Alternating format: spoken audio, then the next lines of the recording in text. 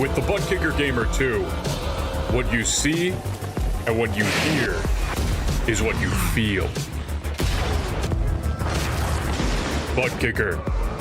The future is feeling.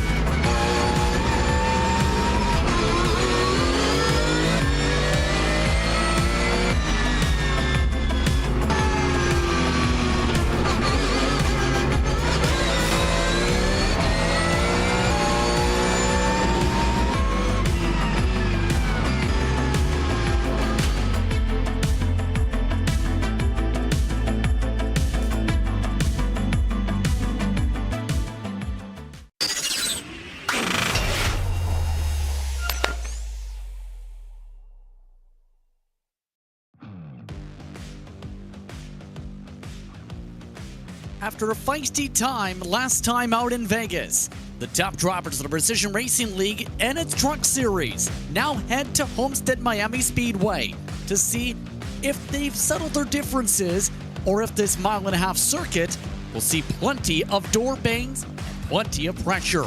Good evening, everyone, and welcome to RaceSpotTV's coverage here from iRacing's virtual Homestead Miami. I'm Justin Prince. Alongside the booth tonight is Joe Peak with Hugo Weiss producing. Last time out was a very wild time in Las Vegas, wilder than many may think when it comes to a mile-and-a-half.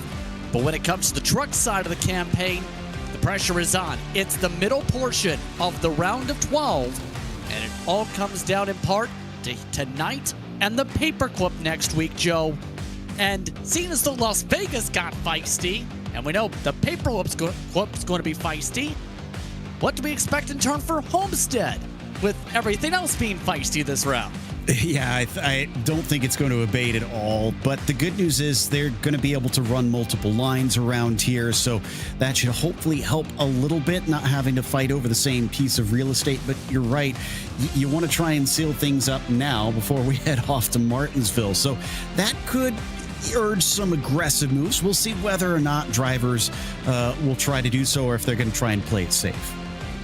Lots to talk about in turn with this being the middle portion of the round of 12 tonight here, as well as the middle portion of the entire season. Here's the playoff standings. Lots to talk about here. Dallas Sullivan, has the advantage coming in. But Alan Dice II, disqualified and suspended in turn for today's race. Steve Loving has a chance to gain points, as well as Matthew Kirikoff. Gayer, along with Garrett Austin, Dylan Smith, and Richard Pruitt above the cut line. That cut line, though, tied between him and Zach Panzarilla. Tom MSC, Colton Easterday, Robert Goff all have to come from below the cut line coming in. And a lot can happen in turn because a lot of those drivers, not just Alan Dice, have penalties today. Yeah, there's a few drivers that have end of line out there today, and thankfully it is possible to pass around here, so should be a lot better to be serving that penalty here at Homestead rather than at Martinsville. If you're being sent to the back there, Justin, you're going to have a rough time. And indeed, that's a look at how things are playing out for the postseason bracket for the season itself. Steve Loving's the top driver. He's been very consistent all campaign. Dennis Faircloth comes in second in those standings over Austin, Timothy, Emmanuel, and Dallas Sullivan, tied with Matthew Kirikoff entering tonight. MSU Smith, Kirby, and Panzarilla amongst the top 10 in those overall standings on the season.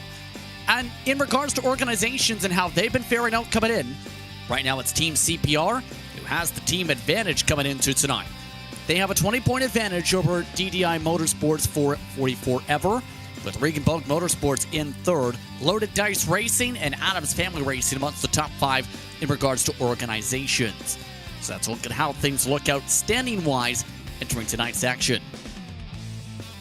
So as these drivers get themselves situated and ready to go, let's take the time to mention our presenting sponsors. Tonight's action is brought to you in part by Advanced Sim Racing. Owned and operated by passionate sim racers, Advanced Sim Racing designs and builds the sturdiest and most durable and luminous profile racing simulation cockpits available in the market today. All PRL members also get a 5% discount code on ASR products. It's Precision 5 coupon code. Also tonight brought to you by Racebox Sim Racing. Racebox offers mid and high-end button boxes for sim racing enthusiasts, the casual gamer up to the most meticulous sim racing driver. Competitively priced and carefully handcrafted, our button boxes are an enjoyable addition to any sim racing setup. Visit RaceBoxSimRacing.com and get a 5% discount code. Use the Precision 5 coupon code. Tonight also brought to you in part by the Butt Kicker. The Butt Kicker products include and add incredible immersion and realism to every game. For every nuance, enjoy putting yourself in the driver's seat. Brandness is a performance lifestyle brand motivated by motorsport and founded by professional race car driver Daniel Moran. For more information, visit Moranes.com. And by Mr. Hedge Sim Racing Photography. Capture your finest, proudest, or simply worst moments from your hobby and up to 8K resolution. Great addition to any sim racing room.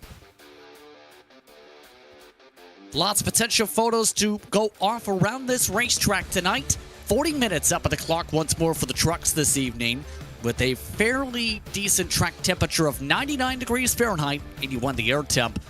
Your quick keys tonight as we get ready to head towards the grid show. I think mostly staying out of trouble and waiting for the race to come to you, trying to plan yourself out according to how the cautions are falling. Got to watch out for those and make sure you take care of those tires. If you find yourself in a good position where you could make up a lot of spots with putting some fresh ones on, take the risk and get yourself up there. But most of all, just stay on top of it and make sure that you don't make a false move in this one. It looks like our grid is ready. Yes, indeed. It's Mike Witt for SGE Ironman on the pole tonight, 15/100ths of a second over Kevin McGarvey. Matthew Karakov starts alongside Ryan Traver. Then it's Stephen Kirby and Brett Adams, the top 6. Jake Mackey starts in 7th. Zach Panzarella, one of the faster drivers in practice and early going, starts 8th. Picked up a few tenths in quali. Then it's Dallas Sullivan, along with Richard Pruitt in the top 10. Nicholas Starling, the winner at Vegas, starts 11th. Eric Kalarga, the road course winner, starts in 12th. John Mikowski starts alongside Thomas Brendel. Then it's Phil Beaver and Steve Loving. Steve Martinez starting alongside Alex Hillman in 18th. Dennis Berkhoff starts off in 19th, a deep qualifying spot for him. Dalton Geyer starts off 20th. Stacey Hunter starts alongside Robert Goff in the top 22. Tom Embassy having to make up a lot of ground. He'll start alongside Edward Pelt because the last to take time. And then we get to the penalty box. That includes drivers such as Garrett Austin. Also in that grouping, you also throw Colton Easterday. Blaine Adams is there based on not qualifying. You also have in that grouping Oliver Garth, and also not allowed to qualify tonight, Marty Calvert. That's a look top to bottom at the running order here tonight. As the drivers get set to go, 29 entries to run 40 minutes around this racetrack. That's about 80 laps. There's a look at the track temperatures again. They've already picked up 2 degrees in sim. After all, it is just past noon in the sim. These track temperatures expect to get a little bit hotter in turn. With the Monte Groove Racing, we'll see, though, how these drivers fare out. As we've seen throughout the week so far, and we've seen historically here over the times, Joe, it can get tricky even with Monte Groove Racing. Lots of drivers means lots of potential for contact. Yeah, especially early in the stint, it's going to be very loose on entry with the temperatures so high. It's no wonder here in these trucks. So they got to be careful on the starts of stints to make sure that they don't throw it away. But like I was saying earlier, trying to hold on to the tires. This is such a high-speed circuit. Remember, it's got that progressive banking. Expect maybe a few drivers to try and run up high to lessen that tire wear a little bit on the higher banking to help them out. But it might not be the fastest way. Most of the drivers I saw doing quick laps, they stayed low. Keep in mind the top drivers in final practice. Colton Easterday led the board. 33.203. Kevin McGarvey, who's outside front row, was second quickest. So keep an eye on how drivers, as they move through the field, if they can keep the long-run pace. Let's look at some of your drivers in the midst of our formation lap and some of the various webcam views as we get ready for the start. Getting all set to go. Heart of the pack already bunched up. Colton Easterday having to come from the back. Up in the front, it's Witt who takes the green flag. We're underway from Homestead Miami Speedway.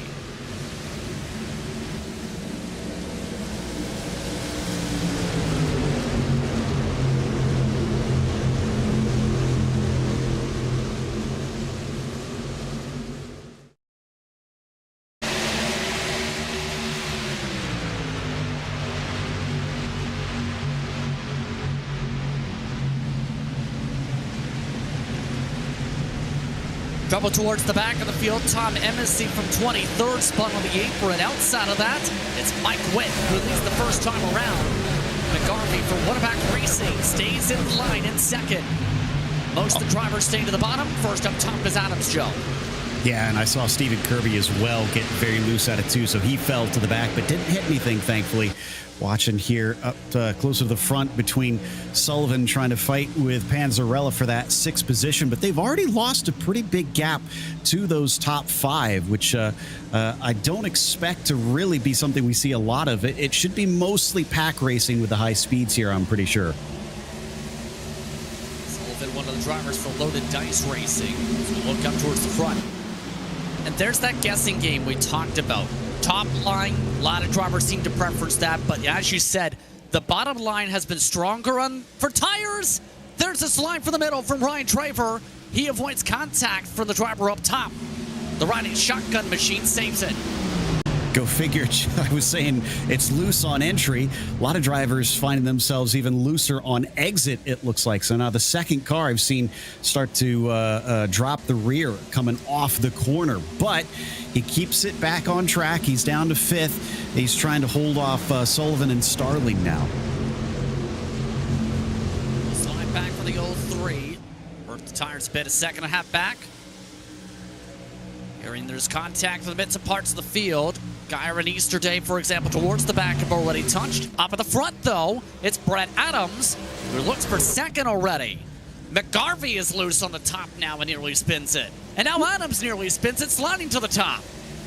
The bad thing about running that top line, too, is that if you do get loose, well, I mean, you got nothing to save you. You're right up against the wall. You're going to be into it. I'm actually very impressed that we saw Adams manage to gather that car back up. So they've mostly been doing a fantastic job here at the start. We've had some loose moments, but, I mean, no yellows, so that counts for something, Justin. Brad Adams not taking any time. He looks for the lead and gets the lead. Brad Adams coming off his best run of the season with 41 points last time out of Vegas. Now he's up in the lead for the first time with 37 minutes to work with. Mike Witt not backing down, though. Looks back to the inside. Going to see if he can cut underneath him. Like I said, expect this bottom line to be quicker at first. Maybe that'll change as things go on, but he can't drift up off the corner. That will make it a little bit slower down the straights. You can see the momentum for Adams so much better running off the top side. But if you find yourself with the car on low sliding in front of you, it effectively kind of becomes a slide job. Well, around this track, everybody's sliding around the track. So it's... I get what you mean, though. Mike Witt, though, gets the lead lap. But right now, McGarvey has moved forward to the bottom. Adams staying top. More towards the second groove for Mike Witt. Neither give it in, and keep in mind, when it came to the SOF Racing C-Fix, Joe, side-by-side was common for the lead for several laps. That seems to be the case here today for sure. Hard to find a better line between the top and bottom, at least while Witt can't really drift up to kind of carry his speed off the corner. And then watch out for McGarvey back there in that blue and red machine at the bottom. I'm sure he's kind of watching with intent, trying to figure out who's the car I need to follow in this situation. Starting to regain the ground. Also in this grouping, Matthew Karakoff. The rest of the pack has already fallen more than 2 seconds behind the leader.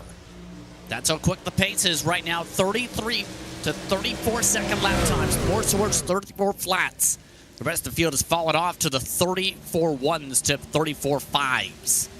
Yeah, in fact, behind them, we could see glances of Traver back there. Remember, he was up with that front group and kind of lost out. There he is in the 03 now, being overtaken by the 46. Ryan's going to want to try and get back into this.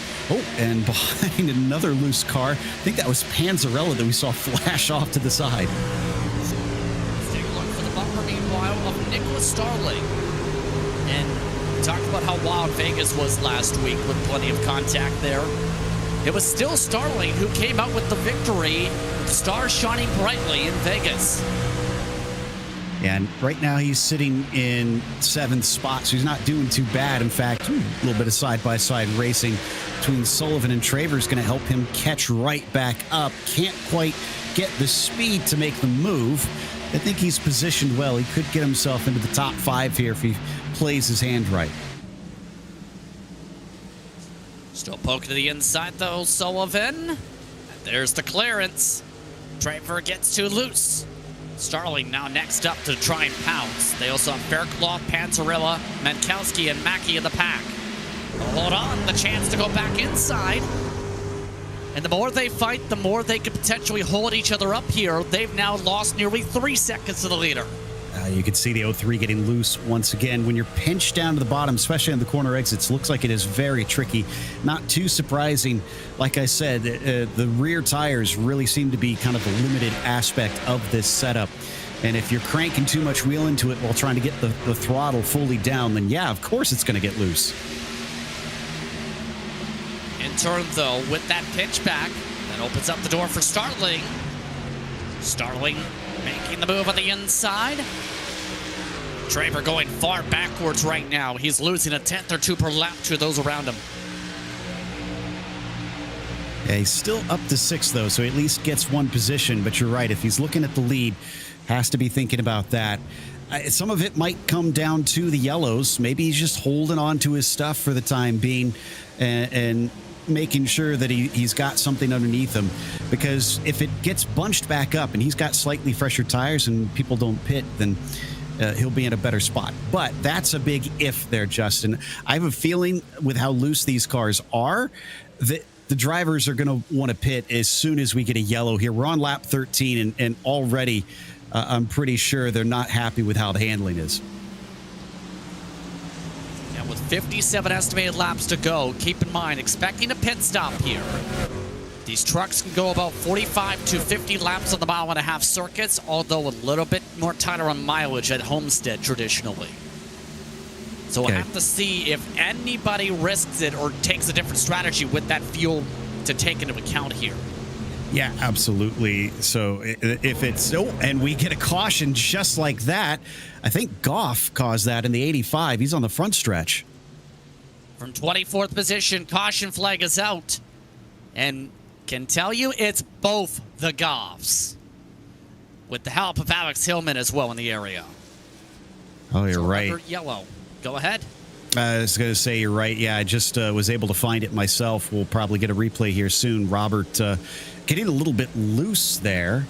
In fact, it's a bit of a strange one. I was kind of curious how he wound up parked at the end of the front stretch down at the bottom. And this is, I think, just a case of the 15 maybe getting a little squirrely and a tiny hip check from the car next to him. I think you said it was Hillman. Yeah. I think maybe since the car was already kind of on edge, it just sent him the rest of the way around. And unfortunately, his fellow Goff was down there, and that kind of sealed the deal. Watching as the field still gathers itself up and catches up. Steve Loving, keep in mind, amongst those in the mid-pack we've been keeping an eye on. But expecting pit stops here, as we've already turned about 15 laps. Here's the look at the replay. And... oh, kind of drifts up. Drifts up. It was more like turned right down the straightaway. Yeah, initially when I watched it, like I said, I thought maybe he was loose for some reason, and that's why we saw him get into the side. But that's an unusual one, as everybody is in And I think, yeah, my prediction has come true. Nobody's willing to try and stay out on these tires. They do have 3 tire changes available to them, 4 total sets over the course of the race. So I think it's enough that they can make this early call and then kind of play it by ear from here. Race off the pit road, this time won by Brett Adams over Witt, McGarvey, Karakov, Sullivan, and Starling. Also, one interesting note, one of the drivers who started towards the back, Marty Calvert, after his pit stop service, somehow got stuck in reverse and backed up. Here's another look at the incident. So let's see.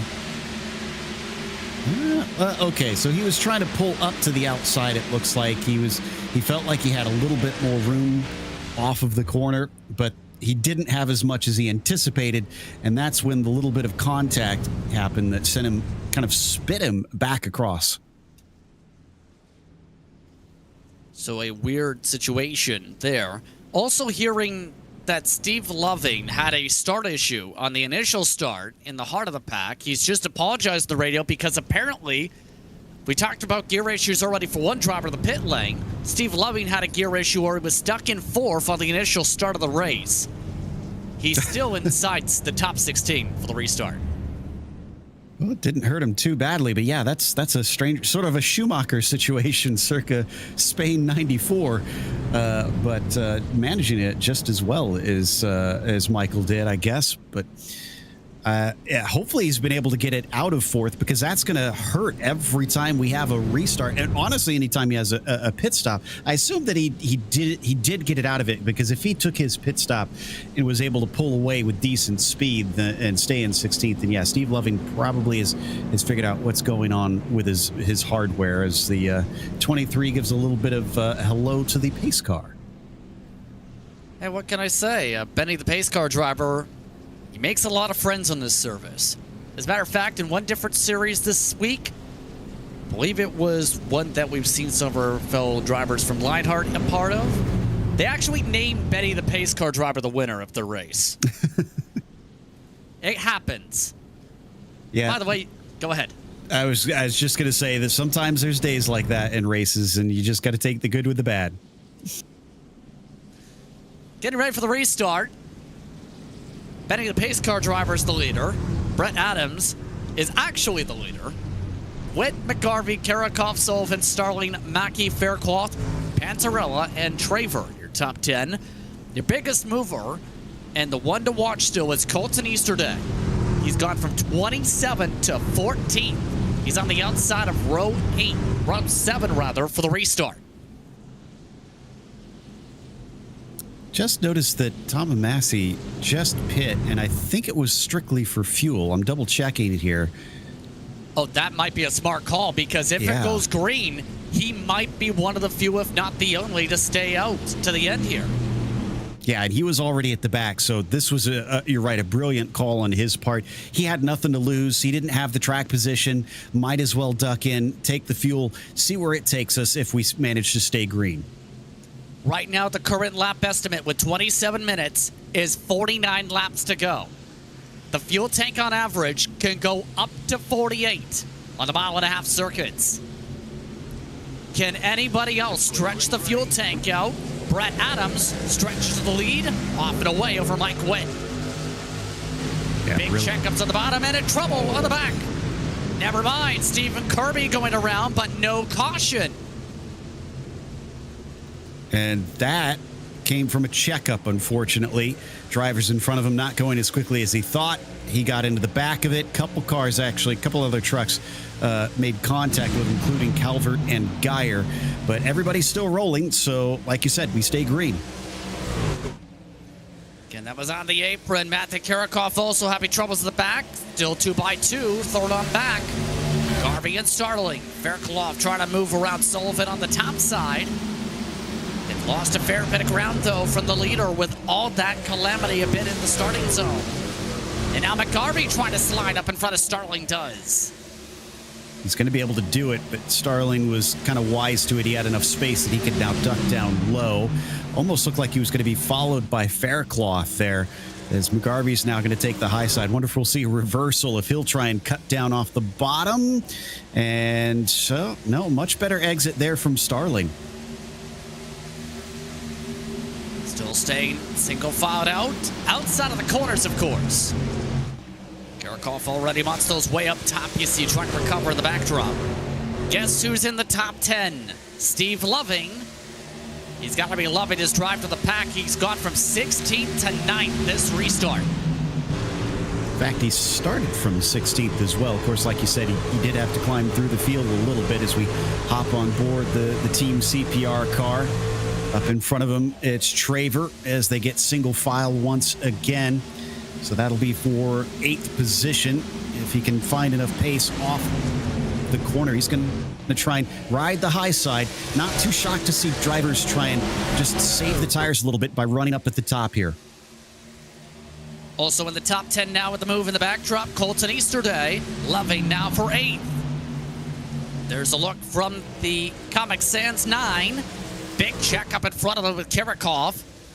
And in turn, Loving takes the chance, makes the slide. Traver tries to box him in. Door slap shot as Easterday watches from the popcorn seat on the opposite 3 wide. Yeah, there's, I think, just a slight bit of contact with Karakov that pinched him down to the inside. That's why he lost some speed. He really can't keep the speed on the bottom with the lack of banking compared to the top. But he is going to be able to at least hold off Loving, who managed to get that 8th place this time around. But we'll see if Loving can do anything, as he's, instead of going high, going to just ride off the bumper and try and go a lane low. Nope, nothing doing right there. What it sounds like, not too many people, if anybody, is saving gas right now. So a lot of pushing, and into the wall goes Karakov. Too high. The 00 rides the fence. And they'll have to get a caution likely to get some of the spots back there. Along goes Panzero and Mankowski to take some spots from them. I kind of figure a lot of drivers are not anticipating we'll be able to go green to the finish. And honestly, if everybody's running this pace, then they're all in the same position anyways. I'm kind of with them. I'm pretty sure we will at least get one more yellow. Is a little down to the inside look from Panzarella on Mankowski. Oh, and very fast on that bottom side as he pulls down actually a nose in front. I'm going to be able to slide inside of him. No, I think actually, excuse me, I think we were looking at somebody else there. Looking back to Easterday, in fact, and it's one of those we've seen a viewpoint of before the start of today's race. Talk a lot about his music theater time, but he does have the storyline of, if I'm in the front of the field of a race, something has gone terribly wrong somewhere. Here's the thing. He was the fastest in final practice for a reason. For some reason, it seems Homestead seems to click with Easterday. He just, of course, had the penalty from Las Vegas. Yeah, but I mean, considering he's up 18 positions, I'd say he's managing it quite well. We're not even that far into this race. In fact, just about halfway now. And he's already in the top 10 here. So watch this space. I'm pretty sure the 9, like you said, with his speed is going to be a serious challenger for the potential win. Trying to catch to the bottom of Loving. Not doing. Now, keep in mind, the bottom has been utilized a lot by majority of the drivers. In most series at the pro level, we've seen drivers prefer that run to the first seam for the tire saving. Do we see that playing on in the rest of the way here, or how would you describe that feel with the trucks currently, especially with the current model here at Homestead? Well, I think what we're seeing is they tighten up some into the run, it looks like, but the looseness never fully goes away. We watch Karakov, who's been having a rough one out there, try and stay off the wall this time. Thankfully, successfully. He might be experiencing a completely different handling truck now that he's spent a lot of time up against that safe barrier.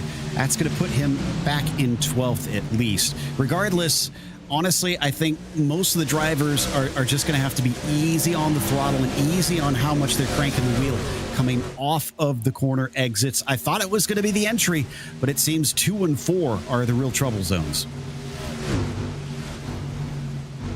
Especially with those bits of transition when it comes to some of the elevation, when you think about it with the higher back straightaway, the lower front stretch. That has been a bit of a factor in some cases today. Up at the front, though. Battle's now on for second. Mike Witt starting to lose ground to Brett Adams. Nicholas Starling trying to wind things up. Last time by, Starling was the quickest out of the top 3. From what we saw last week, Starling's pretty good at these mile-and-a-halfers, so this should play into his hands. He's going to get down to the bottom once again.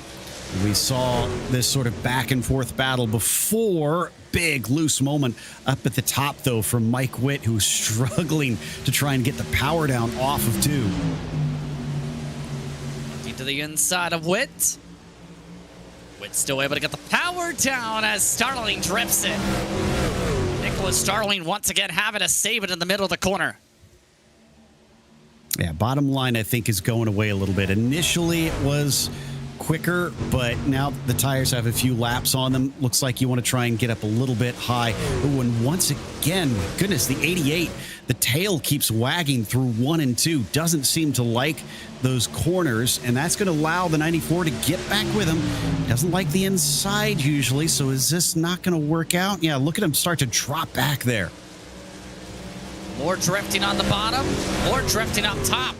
Both lines not working out. Which leads to the question, what do you do if neither line is working? Because top is loose, bottom is loose now. Hold on for dear life and pray for a yellow, honestly, because nobody's going to want to try and pit under green here. You're going to go a lap down. You can't really afford it. You just got to hang tight and either wait until you completely run out of it, because like we said, we don't think drivers will have enough fuel to get to the finish, or you be the first to blink and hope that you don't get a yellow and that you can come back around to use the undercut. Honestly, I would not bank on it at this stage, especially if so many cars are feeling loose out there. That just increases the chances that we'll get caught out by that yellow. After the fall off is about 1 second so far. This is the longest run of the race. Now 17 laps under green.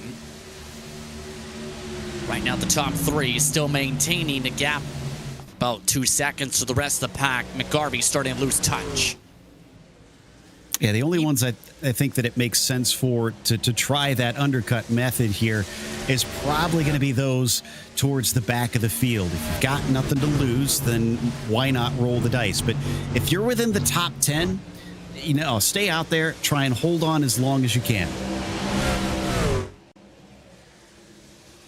So, still plenty of time to work with, just past halfway in terms of the time. 18 minutes to go on the clock. Here we go for second again. Another squeeze from Witt. Both of them slide. Witt more so an exit. That might be enough for Starling to do something. It's a little bit concerned there because I saw Starling chuck that thing in and I thought, oh, that car is going to want to drift up mid-corner. It did. And the 88 was watching, so great heads up by Witt to pay attention there. And now, unfortunately, it has sent him backwards far enough that Starling is going to take that second spot. But there is another bit of proof that the High Line has great exit speed down the straightaways. He just shoots back to the inside. Once again, it's like a ramp. Mike Witt used the ramp to make the pass back, going down the hill, and able to make the move for second again. Another solid race for Mike Witt. Several times been a contender in some special events. He's been strong at tracks like this, and how in the world didn't Witt just get caught in the fence? He just about scraped it. The car loves to understeer when you get off the throttle here, so it's kind of a balancing game. I wonder if he just got a little bit scared and lifted off too much, and it understeered him almost up into the wall, but he got it back going just in time there. Now he's truly lost the position. He doesn't have any sort of over-under on Starling. So Starling now with the momentum. Now that Starling has settled in single file, he's now the quickest driver out of the top 3, 3/10 quicker than Adams. And that means the fight for the lead likely on.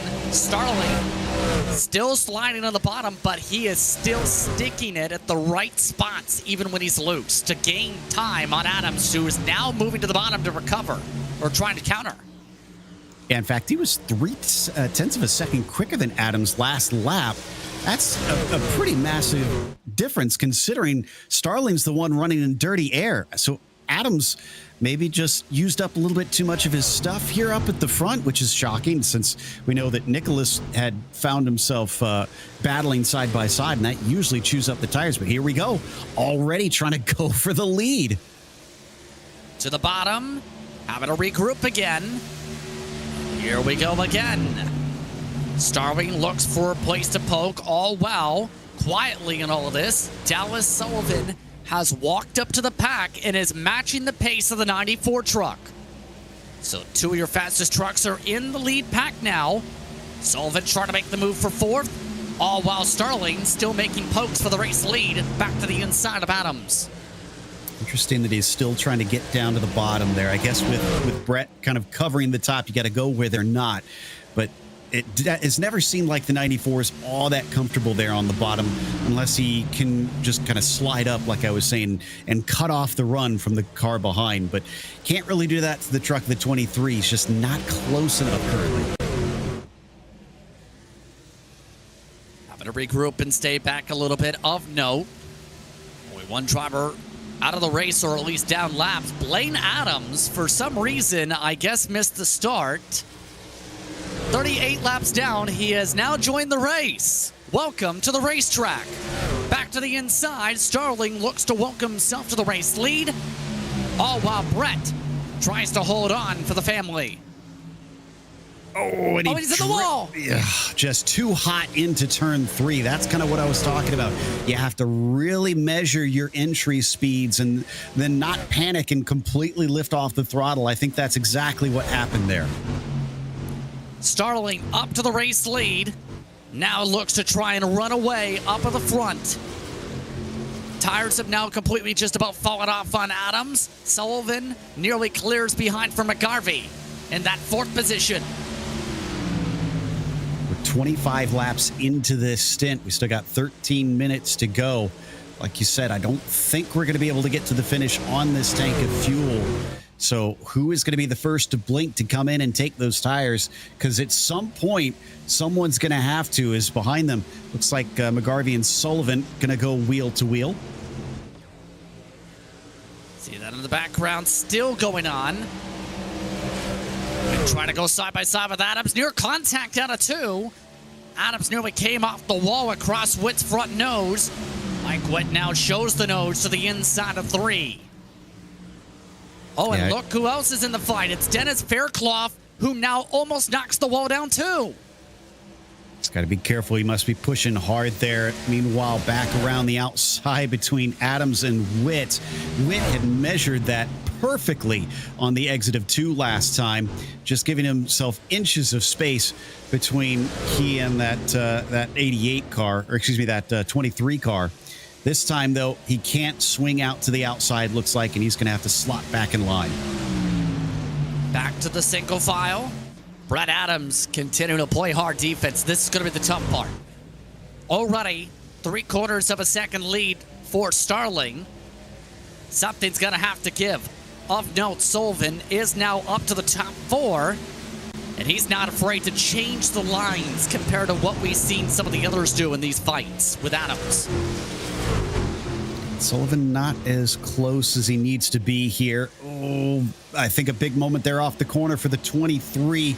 Looked like he may have brushed the wall, but I think he got away with it. Mike Witt didn't have enough speed to finish the job.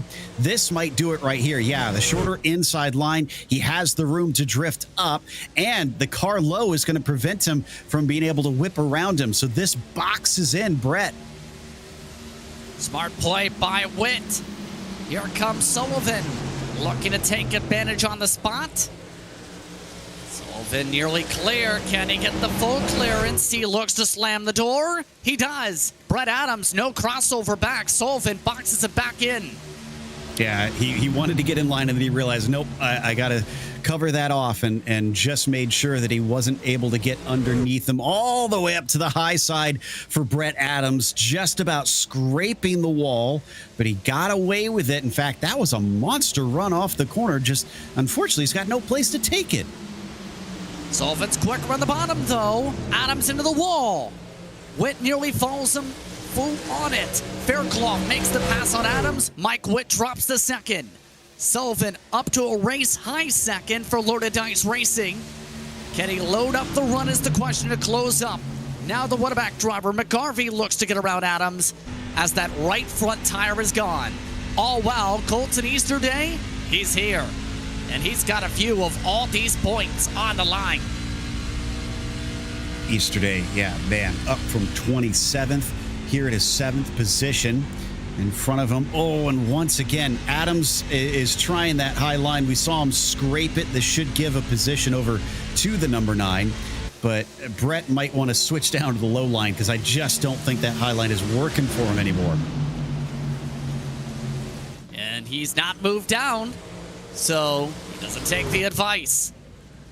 Meanwhile, Witt loses the top this time to Fairclough. Gets zipped on by. McGarvey looks for the cross-up in the 77. Now back inside. And McGarvey's been keeping these entrances very cautious. Witt, though, is now snapped loose. Yeah, Witt's having a really tough time out there. I saw it earlier. The truck was definitely kind of wiggling around off the corners, and now it's doing it almost every single turn. Let's see what he does here off of turn 4. He's trying to kind of chop it down to straighten out the exit, really get on the throttle. That kind of does two things, though. He's going to tighten up the steering, which makes it easier to lose it initially. But once it is straightened up, you can really mash that gas. So you're playing with a knife's edge. Easterday, meanwhile, trying to get around the edge of Adams's truck. Not able to make the pass yet on the 23 of Brett. Once again, back to his viewpoint. See the big monitor with some of the LED strips, a bit of a block in front. And it looks like that caught him off guard because he was trying to make an adjustment with his left hand as that checkup happened. And Justin, it's still on schedule for being 50 laps on this last stint. So nobody is going to be able to get to the end unless they have been saving and we just haven't noticed. But I'm expecting some drivers to try and pit here and take an early stop. 8 minutes is enough that you can use it. But past this, you probably don't want to try and do an undercut because you just won't have the time, I don't think. But in turn, if you get a caution, you're pinned a lap down likely. Exactly. Well, and that's why I'm saying those in the back, expect maybe a few drivers to try and give it a go. For the race lead, Dallas Sullivan has closed the gap to the 94 Starling. He's to the inside for the lead. Under 8 minutes to go on the clock, this time by. Fairclough trying to reel him on in as well. A three-truck battle. Color me impressed. I didn't think anybody was going to catch that 94, but Sullivan clearly was saving some stuff, and now he's going to get a nose ahead. Justin, does he have it? Can he clear Foley? Starling keeping it high on the outside. Sullivan trying to look for his second win of this season and try and lock his ticket into the round of 8. To the inside, it's clear. Dallas Sullivan to the race lead. Now he looks to check out as Fairclough tries to catch him. So Fairclough, one of those that was climbing through the order. Colton Easterday as well. We talked about saving your stuff. If you've had to make all those passes, you probably don't have much left from there. We're right on board with Colton one more time to his high side. He still has Brett Adams trying to do what he can do and climb back forward from his scraping of the wall. But again, we're seeing a driver get boxed in once again with Mike Witt involved. Witt still running that top side. Easterday, one of the Regan Bogue trucks. Still can't clear, though. Now he's stuck alongside Witt. Under 7 minutes to go. Easterday, last time by, started communicating on the radio, asking for some give and take. He's a postseason driver. The two in the wall up top are not. Witt checks up Adams, and Easterday passes him. You have to remember, these drivers aren't obligated to get out of the way if you're a playoff driver. You just probably don't want to do anything foolish in this situation. So you can still race them hard as long as you don't wreck them. It's going to be looked on dimly by the stewards if you do wind up getting tangled up. But if you're Mike Witt, you still have every reason to try and run your own race. In turn, though, the battle was on for the 6th position. Fairclough, by the way, has reeled in Nicholas Starling for second as well with 6 minutes to work with about 10 estimated to go. Trouble, Brett Adams. He slides inside and catches it. No caution, we stay green. I'm sure Adams is ready for this one to be over between getting loose right there and just covering the wall in his car's paint earlier on in the race. This has been a difficult one for him. Battle for P2, though. On the outside, it's Starling once more. Fairclough quicker than Starling the past few laps. Gets it done very quickly. He is second in this season's points. And is also amongst those looking to try and chomp down on the gap. He came away with the runner-up in Las Vegas. He looks to see if he can get to the 46. 5 minutes to do so. Sullivan's trying to make use of this. I think he knows that guys like Starling, like McGarvey, are going to be lightning quick. So he needs this gap, and that's why he's pushing so hard into the race. Nothing more to save here. Use up everything you've got. Here's a look at the near trouble. That was after Mike Witt lost the back end as well. And Adams, if he didn't catch it by the point he did, he will likely bounced into the inside wall. Looks like Fairclough just took that second place now off of Starling. And behind the McGarvey, I thought he was going to try and make a move, but maybe just send it into the corner a little bit too hot there. Man, they are 1.2 behind Sullivan. He is managing the end of this race beautifully. Is there going to be enough time for Fairclough to close up the gap? He's finally got some breathing room. Keep it on an interval. Now it's closed up by a 10th on the entry. Falling back again. 4 Down to minutes. a few laps to go. Yeah, and probably about 8 to go, I think, here. I just don't think that the drivers are going to be able to make it. I'm really surprised that nobody came in to try and take some fresh tires and see what it'll do for them from the back of the field, because most likely we should theoretically see everybody in. It's going to be very tight with how the numbers have been. Of note, Blaine Adams, who is 41 laps down now, nearly crashed. He's now in the pit lane, no caution. The gap still being maintained by Sullivan. About 6 estimated laps to go. 1.1 seconds the gap on the entries. Right now the driver's reaching 44 laps in. Oh, that was Starling there, and the Black Machine having another big moment off of turn 2. I think everybody's in the same boat here since they all pitted at the same time. They're on older tires. It's just who treated them better over the course of the stint compared to their rivals. Watch it within Trick here with under 3 minutes to go. 5 estimated laps to go if it stays green.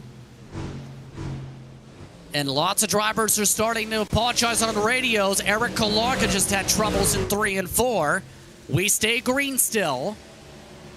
Brett Adams, by the way, has dropped to 9th. Others like Marty Calvert have made up those spots. Others are nearly snapping it like snapping turtles in the corners behind these top drivers. Here's a look behind them. This is the 16, Marty Calvert, from 29th to the top 10. Beautiful job by him in this situation. Easterday as well, up 22 positions, so one better than him, but pretty equal job considering the day's work. And that's with a single yellow here. That is amazing that they made up that many spots. And remember, he was the one who technically backed up on pit road. That's a good point, yeah. And still managed to fly his way through the field. Almost, I would assume he lost a bunch of spots from that, so he basically had to do it twice there. Meanwhile, Fairclough and Starling looking like Starling and McGarvey, rather, looking like they might have a battle for the last step on the podium. They're getting mighty close with 1.5 minutes to go. 2 laps to go this time. It looks like the field able to stretch the tanks. Barely. Looking at 49 laps on the dot. Coming up to the 2 estimated laps to go. 1:17 up on the clock. Might be close on that extra lap you mentioned. Fairclough able to stretch it ahead. No poke ahead for McGarvey. He was eliminated for the last round of the playoff, but he's been solid all night in that 77. One of his best runs of the season. For this campaign, at least. Gonna have to watch that clock here when the 46 gets the line for the white flag. If it's less than 33 seconds to go, then he's on the final lap. If it's more than that, let's hope that he's got enough fuel here. Sullivan crosses the line, 37 seconds left. The lap time average, 36. No white flag displayed at the stripe yet, and it looks like we go for one more lap by a second. Yeah, this is going to be fascinating, because if they manage to save enough fuel, they certainly pulled the wool over my eyes. I didn't think that they'd be able to go this far, and kudos to everybody for really managing it, but don't be too shocked if we see a few drivers sputtering to the line. Coming up to the white flag, this time by Dallas Sullivan. Looks to close it out. The gap more than 2 seconds. Sullivan having to charge to the field after starting at the edge of the top 10. In turn, able to close up a multiple second gap to close up to the lead pack. Become the fastest on the track at the end of this race. Some drivers struggling towards the back grouping, but at the front, Sullivan lets it roll for one more time through 3 and 4. Checker flag waves. Dallas Sullivan holds on. Welcome to the round of 8. Truck 46, Loaded Dice Racing Sullivan takes the win over Dennis Fairclough and Nicholas Starling.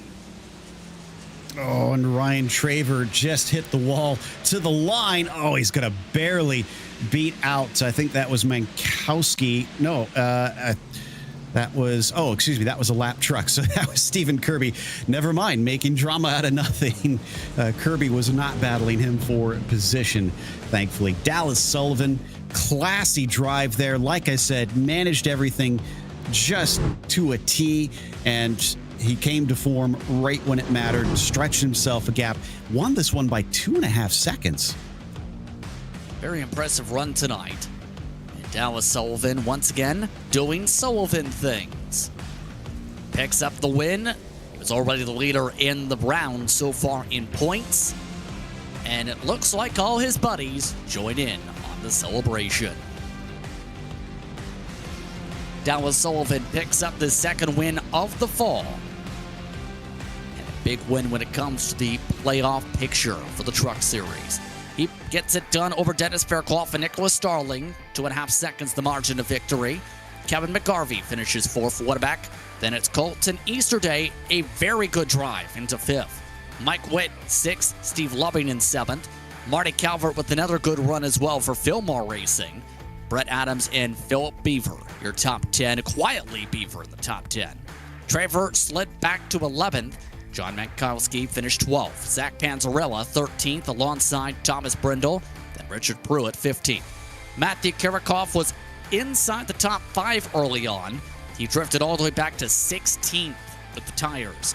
Garrett Austin, Alex Hillman, Edward Pelt, and Oliver Goff, the top 20. Then behind them to close out the running order, Eric Kalaga with Robert Goff, Steven Martinez. Vulture Machines having a rough time, the road course ringers. Jake Mackey, Dalton Geyer. Then it's Stacy Hunter and Tom Embassy, the last of the lead lap. Stephen Kirby finished a lap down, and Blaine Adams, he missed the start of the race, finished 43 laps down after multiple pit stops. An interesting one for the 33 tonight. Brett Adams also picks up the fastest lap. That's a look at your unofficial race results here tonight in this one. And lots to discuss when it comes to the drivers tonight. Let's discuss things first with your race winner tonight. It's Dallas Sullivan, who picks up the race win this evening. Dallas, once again, you're in victory lane. This time it's Homestead, Miami. And this time with the spot of the round of 8 on the line. Congratulations, first of all. How would you describe that truck as you sliced up to the race lead late? Oh man, thanks guys. That was a fun race. There's nothing more than I like than a long green flag run at 1.5 miles. Just love this racetrack. I've always run well here, and just everything I could do to just keep the wheel as straight as possible, keep the truck underneath me, and I knew those restarts. I had 0 speed on those short runs, and I knew just get through the first couple laps there, try not to lose too many spots or too much ground to the leaders. And after about 10, 15 laps, it really started to come to me, and I was hoping that last run would go green like it did, because I I felt like I had him covered if it went green. I'm really glad it panned out that way. What was the most tricky part about trying to execute this race tonight? Because it seemed lots of drivers had good short run pace. Lots of drivers preferred the top and the bottom. But all those things were very tricky when the tires seemed to melt like hot lava. Yes, you have to resist the temptation to run the top here, and if you got a short run, you got to be able to run up there to win a race. But if you're up there for too many laps, you're just going to melt the tires off, and you have to just be so patient, and you light the tire up once or twice, and then you have to have the self-control to tone it down a lap or two and get it back underneath you. And I just 100% concentration the whole entire race just to keep it nice and steady, and here we are. In turn, this really potentially, very likely, helps with the stress levels for Martinsville. What's your approach now going to be like for the paperclip? Oh man, anything and everything to get Alan in victory lane. This win is for him tonight. He couldn't be here. He's had such a clean season for the whole entire year, and he just had a bad night last night. And unfortunately, the rules say you gotta sit a night out when you cause 2 cautions. So he wasn't able to make tonight's race. I think he'll be okay on points. We'll see what it looks like after all that pans out. But it'll be a nice, relaxing evening for me, and just anything I can do to get Alan into victory lane. Well, congratulations on the victory tonight. We'll see how you do with the paperclip. I appreciate you, Justin, and I hope you all have a nice night. Thanks for y'all do. Dallas Sullivan comes away in victory lane here tonight. Second spot tonight goes the way of Dennis Fairclough. He's with Joey, or Joe. We can call me Joey, but Dennis, they say nothing replaces good hard work, and that's looks like what you did today. I was watching back with your race. It wasn't anything special or flashy. You just went and passed a bunch of cars. Yeah, it was definitely difficult. I ran some official races last night trying to prepare for it. I won a couple, but won, but got into practice here today, and it did not feel like it did last night. So my qualifying lap did not go as planned, and so I was just gonna keep it low and slow the whole time and try to nurse those tires, and looks like it worked. Tried to keep myself calm when I got in any kind of battles, and just took my time and took advantage of a few guys. I think I passed about 5 trucks that were on the apron on the backstretch that just, got loose off of 2. So that definitely helped. But glad to finish top 3 with my buddies. So I'm not really their teammate, but might as well. I did paint all 3 trucks in the top 3, so that's good. Also TJ Brindle out there looking good too. So yeah, I got a top 3 designer sweep here, I guess you can call it. The paint makes the car faster, right? So. Oh yeah, definitely. I put some Go Fast stickers under the mask there, so that's the secret then. So talk to us about the fuel then, because we spent much of the second stint after that yellow talking about, I don't think anybody can make it. Was it close at all? I had 5 laps in the bank getting the checkers there, so I didn't, for the majority of my run, I didn't use the brakes at all. I just coasted in and backed up my corners, and that may have been the difference. Did anyone run out of gas that you know of, or Not I didn't hear anyone. No. But yeah, we thought it was going to be an issue, but no, once we got into it, we started realizing that we were pretty good. We didn't have anything to worry about. Well, so the mileage was better than both the drivers and the commentators thought, and that worked out well in the end. So a second place here. Can you go one better at Martinsville? I'm sure that's one that's kind of on the list of tracks that you want to win at. I have no idea. I haven't. I don't think I've ever raced a truck at Martinsville. And Martinsville, let's just say I spun out so many times in another league that I got just basically booted from the race. I caused so many cautions. So we'll see. Maybe I'm better since then. Like I said, I still want to win one legit, not 2 days later based on a penalty on someone else. So we got a few races left to get that done, it looks like. So All right. Sounds like a good goal. Congratulations on a podium today. Thanks. You guys have a good night. Dennis Faircloth in the 80 car P2. Justin, I believe you've got our third place finisher, Nick Starling. Yes, indeed. Nick Starling coming away in the third spot tonight. Nick, another good run on a mile and a half. How would you describe that speed tonight from your perspective? Yeah, it was pretty good. I think the key tonight was just kind of running that low line and taking care of the tires at the beginning of the run and kind of let everybody in front of me run that high line, middle line, and kind of burn their tires up. And we kind of, ended up catching them, and basically that was a team strategy. So Dennis and obviously Dallas winning, that was the game plan going in, and it worked out pretty good. In turn, though, how would you describe that fight towards the very end with how the tires were feeling from your truck? How would you describe that defense after you took the lead and then you have Dallas close up and quick? Yeah. No, I was shot. I knew my tires were toast. When I got by the Adams brother that was leading, when I got past him, I needed a caution. I built a second lead, and at that point I knew I needed a caution because once I knew Dallas and Dennis were on the same team strategy as me, and I knew I was more aggressive on the restart, tried to get the lead as fast as I can and just kind of hope for a caution. And those two guys were more patient than me. So once Dallas cleared second, I watched the relative get closer and knew I was toast. In turn, though, the next time out, short track racing, Martinsville Speedway. From what I can tell you, you focus a lot on the leagues, so how would you describe your prowess on short tracks on the league scene with the truck?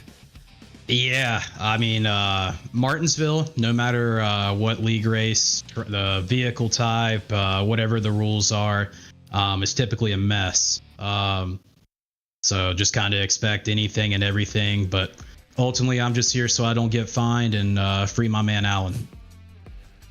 Well, congratulations. I'll let you go to race control after that one. Have fun. Yes. Nick Starling getting himself into the eyes of race control after that one. Either way, an interesting one. The paperclip next for the trucks. But on that note, it's time to flip over the page because it's time for the Grand National Series for the Precision Racing League to hit Homestead, Miami for its turn. A later start time in sim, a race towards the lights this time for 50 minutes here on RaceSpot. Once again, Justin Prince, Joe Peak with you, Hugo Weiss producing. Let's take a look at the schedule. It's near identical to the truck schedule outside of races like the Roval. But in turn tonight, once again, the middle round of the round of 12. Potentially could see a lot of different types of racing, though, when it comes to Homestead. Multi-groove racing, yes, but a lot more focused to the bottom line, especially with drivers coming from Contender this week. Yeah, exactly. And it will be a cooler track, thankfully. So what will that do to change it as well? Will we see more grip kind of across? Will we see less of the drivers worrying about the tires up towards the top? But I believe we have our championship situations, including the playoffs. Let's take a look at those playoffs. In fact, Abner Acosta, the points leader for the playoffs coming in. Richard Regan Jr., Bradley Hawley, Jeff Evans, Danny Cervantes, all double digits up, if not triple digits, for the cut. But Adam Zemke, Daniel Knight, and Ted Lowendick, the ones close to the bubble, within 5 points of it. Colton Lane, 4 points down, entering the night. He gained 3 spots in the round of 12 last time out. Reese Bogue, Jim Westerfield, and Doug Evans amongst the playoff drivers. Doug Evans the furthest back, 15 points behind. Entering tonight, Reese Bogue fell out of the top 8 after his performance at Las Vegas, Joe. Yeah, and we have to remember, guys like Ted Lowendick have come over here from the roadside, so for him to be in these playoffs is pretty impressive, even though he is close to the cut. If he can squeak through, he'll have pulled a coup. But we don't have just the playoffs that they're fighting for like we showed before. They also have the regular season points. Richard Regan Jr. leading those regular season points because he scored 41 points in 3 straight races, 4 top 5s to start off this season. Abner Acosta, though, already 2 wins That's why he's got the upper hand for the playoff battle. He's down 4 in the regular season battle based on the consistency levels. Jeff Evans, Tyler Justice, amongst your top 4. Expect Justice to be a contender for the mile and a half the rest of the way and for other circuits. Then you have Reese Bogue, followed by Brent Pancari, Ted Lowendick, top 8 on the season as well. Knight and Nick McLaughlin, another road course racer, top 10 of the points. In a season that started off with a couple road course races, start shifting away from them towards the end of the campaign. And don't forget about the team side of things, because when it comes to team organization, Regan Bogue Motorsports, their partnership is up 7 points coming into the night over Winnebago Overdrive. Then it's Phase 2 Chassis Works, Atomic McLebendick Racing, and Hypersport, the top 5. Brendan Bowie's organization, Bowie Esports, in 6. Winnebago back row is ahead of the front row. I'm not sure if that's how they intended, with Regan Bogue Development, and then it's Precision Racing Esports, the top 10 on how the team structure is going. 15 different organizations represented this season. That's a look once more at how the points tallies are coming into tonight. Again, 29 entries here at Homestead Miami Speedway, qualifying down to its final minute. All drivers except for Daniel Knight have taken times this session. And keep in mind, the top drivers in practice, Tyler Justice and Sean Powell, not a surprise. Phase 2, keep in mind, focuses primarily on this type of car. So it's not a surprise to see them doing well. Regan Jr. taking all the time in the world to practice. The rest of the drivers just getting themselves situated and ready to go here, Joe. So with this car tonight, what are your expectations for these competitors for the Grand National Series? Well, like you said, going to be a bottom line racetrack most likely tonight, and track position probably going to be a little bit more important. Actually, Richard Regan that we just saw, that was himself putting him into second place there with that final lap. So that was very critical for him to nail that one.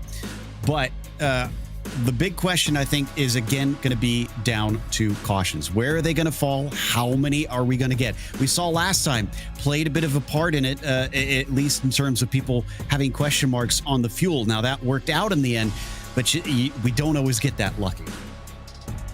Qualifying coming to a close, the session just complete. And in turn, tonight should be a wild one here at Homestead Miami Speedway. 50 minutes on the clock for the drivers tonight. The 29 entries getting themselves ready to go. Brent Pancari puts his car in a hyperdrive, the Hypersport racing machine, on the pole. He put up the pole time by almost a full 10th of a second over Richard Regan Jr. Bradley Hawley starts off in 3rd tonight, alongside Nick Silver. Keep an eye on him. He's done well in the league scene at Homestead over the years for Bowie Esports. Tyler Justice also expected to contend tonight from 5th. Dustin Scruggs in the top 6. Colton Lane starts off 7th. He needs points. Nick McLaughlin doing well in terms of the season points. He's in 8th. Jim Westerfield starts off 9th. Danny Cervantes, the development driver for Regan Bogue Developmental, he starts 10th. Mike Knight alongside Abner Acosta in the top 12. Acosta, the king of the long run this year. Reese Bogue starts off 13th alongside the longtime PRL veteran Thomas Sink. John Jones alongside Adam Semke next. Matt Gagnon starts off in 17th tonight. He'll drive the 14 car alongside James Morgan. Then it's Joey Tubbin alongside Jeff Evans. Ted Lowendick drives the ARCA car up from 21st alongside Sean Powell, 3/10 off the pole. Then it's Nick Hunter alongside Jacob Emery. 25th spot tonight sees Ryan Dunkelberger looking to find a way to dunk on the field from that spot. Then it's Patrick Cowgill from 26th. Mark Hanlon starts 27th, Doug Evans in 28th. Then it's Waylon Turner in the 29th spot alongside Chad Kibbe. Last drivers in the field, Nick Bayer, also development driver for Reese Bogue Developmental, and riding shotgun motorsports is Daniel Knight, the only one in the field not to qualify. That's what we talked about your running loader here tonight from Homestead, Miami. And Brent Pancari. Oh, it looks like he watched the OHL game, and remember that I'm based out of Windsor. Yes, the Spitfires are having a very rough season. Thank you for the reminder. I think that's a coincidence, but yeah, that's been a big talking point. They've been struggling a lot. Just kind of, yeah, I guess him being local is how that attunes him to. Not something I expected for somebody to be paying attention to here. Speaking of paying attention, well, like I said, they come with cooler temperatures, and it's only going to get cooler. We're actually going to be finishing right about at sunset here this evening for this race. So we're going to see the lights come on. The sun will get to the very edge of the horizon, and hopefully we'll get a nice, pretty shot for our winner. There's a look at the track conditions. You talked about them being very cool. How about 81 degrees Fahrenheit? That's 20-degree difference between the truck and the Grand National. All set to go. 29 entries on the entry list tonight. Quite happy with this once more for the Grand National Series for the PRL. Green flag is out. We're underway from Homestead.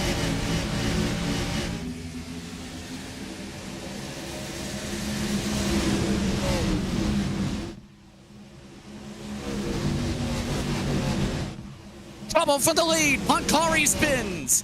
Up to the inside. We stay green, but the pole sitter stacks up the field. Another case of just getting loose off of 2 right at the start. You got to be so attuned to things. He did a beautiful job catching it, but you said he's at the end of the field. He's got a whole lot of work to do now. Well, look at him, 4 wide off the corner. 4 wide still down the front straightaway in the heart of the pack.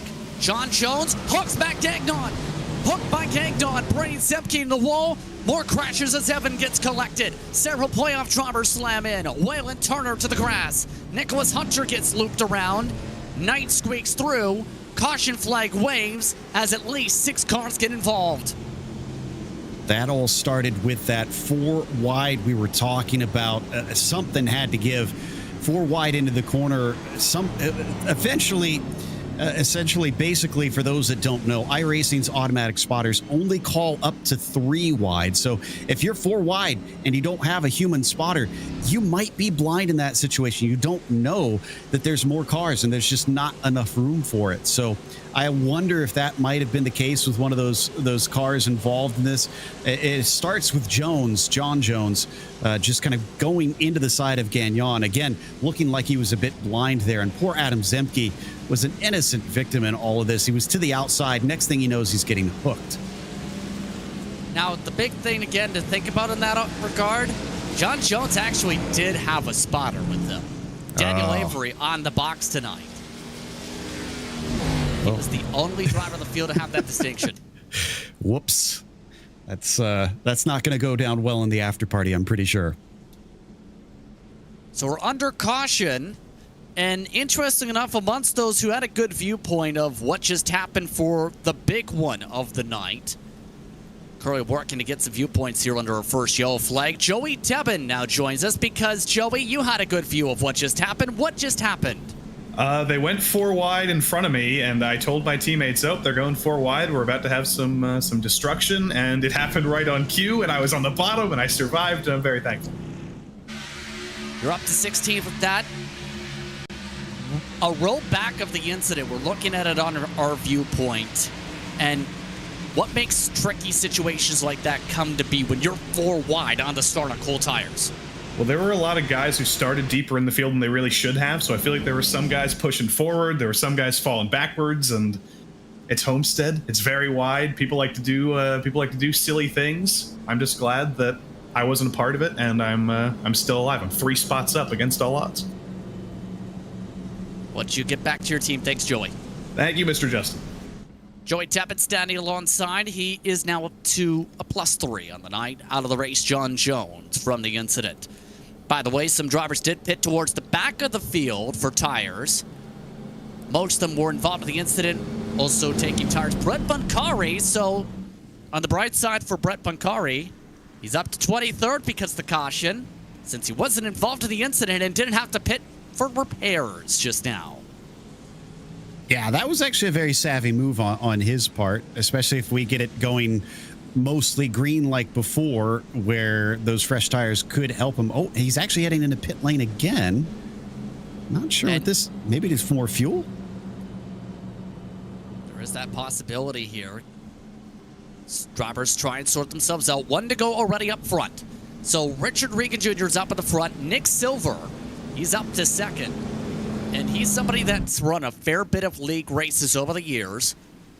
Now this season, looking to see how he does in the PRL in this Grand National car. He already has missed one race, but he's amongst those battling for the top 10 in the season points. He's done very well, though, in series like RSR that we see on RaceSpot. Now, watch out for the 5 there. You can see him starting on the inside of the second row. Abner Acosta is kind of the Mario Andretti of the PRL, races oval and road both well. He gained 9 positions on the single lap of green flag racing that we had. And he moved forward again. We'll see here inside of row 2. Green flag is out. Back underway. Regan Jr. with a good launch. Acosta looking for second. Justice looking for fourth on Dustin Scruggs. This one looks a little bit more orderly on the restart. We'll see if it does the same thing again and starts to go 4 wide once more. But for now, they're going to at most go 2 wide as they fly down the back stretch. Acosta still trying to overtake on Silver, but Silver's going to run that middle line, trying to keep him from taking it. Nope, he just doesn't have the grip up there currently. Forced to reset. Acosta moves up to second. And Acosta continued to slice through everyone in terms of his pace with how he's been running. Second winningest all time in the PRL's history. 67 wins entering the night. Behind him, more pressure. Scruggs getting boxed in. Tyler Justice, one of the specialists when it comes to this card class. Now looking to the inside of Silver. And a multi-time champion in the form of Bradley Holly, also very stacked field in this Grand National Series with a lot of incredible talent.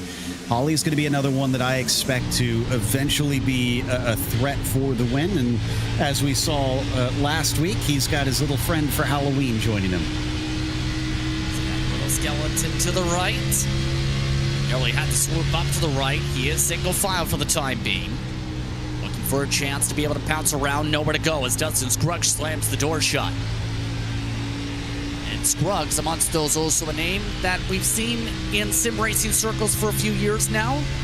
He's worked with some NASCAR teams over the years. He's trying to play defense. Slamming the door, not quite on Holly yet. Still carrying on this battle. They are not working together at all. Kind of surprised that Regan and Acosta haven't started running away from them. Silver and Justice just working hard to try and sort out this final step on the podium. Meanwhile, Scruggs back there just watching, saying, guys, let's get this figured out so that we don't lose them. No place to go for Scruggs quite yet. Oh, wow. Tyler Justice looks to make some moves. And as talked about when it comes to Tyler Justice, his organization, Phase 2, for years now, focused straight up on just building for this respective car for the past 4 years, in fact. He's won a few league championships in his career, but for the most part, he's focused on just getting these cars figured out. Him and his respective teammates. Funnily enough, Richard Regan Jr. used to be his teammate for a little while, and that's what drew them, Justice, Sean Powell, and several more, to race in this series. And then after some team shuffling, they still stuck around. Obviously, a lot of fun and a lot of competitive racing in the PRL. The way that they have it set up and organized really is a joy to watch. But Acosta's now under threat. Look at Justice in the 6. He's managed to get it some overlap, and he's going to chuck it down and take the inside away from that purple and white machine. Looking to zip by Acosta. Not able to make the pass quite yet. Again, amongst those in terms of season complexion, Tyler Justice battling amongst that battle. But it's Acosta who's looking for postseason points. Regan Jr. is dropping back to them too. He just lost a tenth or two to everyone behind him.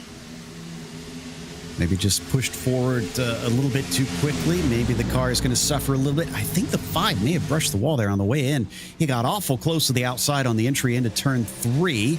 But Acosta is going to at least hang tight here with Justice still to his inside. A fair bit more side-by-side racing than I anticipated. I thought that this would get a little more single file quickly, just because of how we heard the drivers before talking about not using up your stuff, trying to race each other. At the same time, you can utilize the bottom like what we've seen to wrap that mark, force drivers to use upset stuff in the middle lines we've seen. Just have to be careful in the side-by-side. So far, no give, no takeaway yet when it comes to Acosta still getting the runoff in the Precision Racing Esports entry. Nearly cleared, but Justice still not backing down. Of note, Holly already passed by Scruggs. He's slowly walking up to all this in the battle with the purple cars. Yeah, Holly's been racing against Acosta and Regan Jr. for a long time at this stage, so he's going to be very familiar with them and what tricks they might have up their sleeve. Silver still separates himself between Holly and Acosta. I think the pass getting very close to being made here. If Justice sends it in a little bit deep, I think he could. Yep, and there you go. I think Acosta actually gave it away somewhat. There's your give and take you were talking about, Justin. Up to second is Justice. Looks to try and move ahead. Keep in mind, top 20 in terms of his car class in the official series from the 6 car. And that's how quick the rapid pace is. He just closed the gap in half in one straightaway. Wow. So Justice, I think maybe that's why he was fighting so hard, Justin. Maybe he thought that these guys up ahead don't have the pace I do. I need to be able to unleash this and really kind of use what I know I have available and put some distance. Let's see if that works, though, once he actually catches Regan Jr. Because it took him a while to pass Acosta. I wonder if it'll take him just as long to pass the 56. Plays out here. Regan Jr. slamming the door on the bottom. It is still a one-stopper expected for this race, no matter how you slice it. 90 laps was the estimate coming in. Your run can go as high as 55 or so here at Homestead Miami Speedway. So we'll see how they play things out of that strat. The green light to make it on gas in about 15-20 laps time. Yeah, that's one stop, though. If we stay green, like we saw before, there's quite a bit of drop-off if you stay out on old tires. If we get more than one yellow, I'm pretty sure if you get anything more than about 10 laps on them, we're going to see everybody dive in like we saw back in the trucks. You know how I mentioned seeing if Ryan Dunkelberger can dunk on some people from 25th? Guess where he is right now? He's in 11th. He's just outside the top 10 with Sean Powell just in front of him. The 45 and 26 have cut through this field in under 20 laps to get to the top 10, if not in it. Saw a few drivers do that with the trucks as well, so obviously we're paying attention and taking some notes there. Pretty impressive stuff from Ryan. With it, he has jumped 14 spots upwards. Meanwhile, Justice is continuing to close on Regan Jr. That last lap, another 10th quicker, it looks like. So he's just kind of chewing into it. Going to cut into the grouping yet. And you see that difference in preference. Regan Jr. seems to be more comfortable on the first seat. That was more so the line in the past few years especially. But Justice is showing what a majority of drivers in the trucks utilize this week. Drivers in the PRL trucks utilize in the battle for the race win. You can go all the way to the light line now with these cars with the most recent updates in the past few builds. By the way, here's a look at that battle pack we talked about. Powell has caught up to James Morgan and Thomas Sink. He's quicker than them both and looks to make it 3 wide down the back. And that's Dunkelberger in the background, so he's going to just relish them doing this because there's no way they're going to be fast if they keep this up. Expect the 26 to make this a 4-car fight pretty quickly. Phase 2 entry of Powell, and Morgan tries to clear himself. Thomas Sink collected. Caution flag is out. More cars slam around on the track. And it looks like most of the field gets through it. My goodness. Dunkelberger got through it, but the seas parted at the absolute last moment. It was like he was making an entrance. Just unbelievable timing. I think mostly luck, but he did position the car very, very well in that situation. and is now up to 9th because of that. Now, did our other driver who was on pole get through? That's the other question. Punkari. I believe he may have. He was screaming on the radio saying, look out to drivers in front, with the entire straightaway blocked, with the sun in everybody's face. Yeah, he got through clean, it looks like. Sorry, go ahead. I was about to say, everyone's going into the pit lane and going ahead for some pit stops. Yeah, Here's the replay. there's no reason for anybody to stay out. I kind of saw that one coming with that middle car drifting up, and there you saw the dash through. It all happened so lightning quick. That's why I'm saying I think it's a little bit more luck that Dunkelberger got through there. But you got to take what you can get. Now let's see who's going to be quick off. I don't think we'll see any two-tire calls, as our pole sitter has to wait a while to get in there. In fact, it was difficult for him to spot his pit stall because everybody else was already leaving when he entered. A few drivers still taking the time to get some damage repairs done. Morgan in sync with mandatory repairs. Regan Jr. beating Justice, Acosta, Silver, Hawley, Scruggs out of the pit lane. Powell and Dunkelberger amongst the top 10 now after that.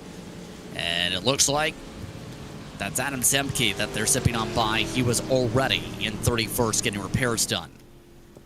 So the Neon is a machine. Looks to gather things back up. Now it gets interesting yet again, because now how does the field play out this time? Well, the front hasn't changed a whole lot there. In fact, they're, I think, in the exact positions they pitted in, at least in the top 5 and maybe 6 that I can see. Not sure below that. Others behind them definitely gained a few spots and were able to take advantage of it. Patrick Cowgill is up 10. Daniel Knight, he's up 18. Remember, he started from 32nd, having been the only driver that did not set a time and qualifying. So the number 17 car definitely was excited about that wreck, helping him get a few more and closing the field in here. The drivers being told to close up said gaps as they pace long to go on the racetrack. Of note, Thomas Sink, James Morgan now 1 lap down apiece. Magdegnon getting back to the lead lap with that situation. Zemke 16 down, John Jones the only DNF. And keep in mind, with the next time out for these drivers also going to be Martinsville Speedway, there's a lot at stake here to get the job done before you go short track racing with this car. And this was a talking point from eNASCAR Contender Series competition. New damage model on these cars. That means the cars, in turn, take lots of different hits compared to the last time these drivers may have ran a short track. And that could also play into how these drivers race next week, because they can break a tire link or anything on this car now. Exactly. You got to take care of your stuff. You don't want to... You can beat and bang around a little bit, but you want to take care of the corners of the car more than anything, and make sure that, like you said, you don't disrupt the handling of it over the course of the race. And also make sure that you just stay out of trouble in general. You want to get to that clean air. But before they get there, they've got to take this win. So far, it's been Richard Regan leading this, Justin. And he was being caught slightly by the 6, but we kind of ran out of time. So we didn't really get an answer to that question on if Tyler's going to be able to attack and get by him quickly. This definitely closes him back in. But what's he going to do now that he's here? Let's find out. Regan Jr. in control for the restart. Alongside Justice, Acosta, Silver, Hawley, Scruggs, Westerfield, and Powell, Dunkelberger, Lane amongst your top 10. iRacing pace car is off. Regan Jr. ready to go in first gear. Back underway. Good execution for the 56. He's already clear. The battle's on for second again. Justice is on the high side now that Acosta gets that restart on the inside lane from third. But, and Justice is clear. He's going to chop down.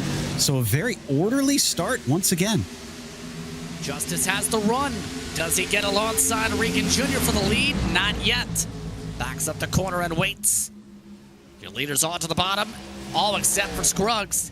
He's the first of those not to clear on by.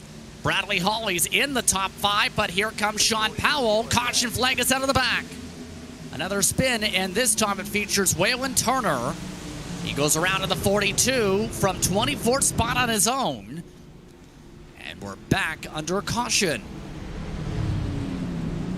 Yeah, very good timing in general. The 42, like you said, kind of spun by himself, didn't get hit by anybody. He had a whole bunch of cars down below him. Everybody saw the smoke. They stayed off to the bottom side of the track, and that helped us from having a much bigger incident. Now, we've just had our pit stops, so don't expect drivers to pit in this time around unless you're someone at the back trying to pull some tricks like we said before, maybe on fuel or something like that, or taking a fresh set of tires to do something different. But everybody on the first half of the field is going to stay out.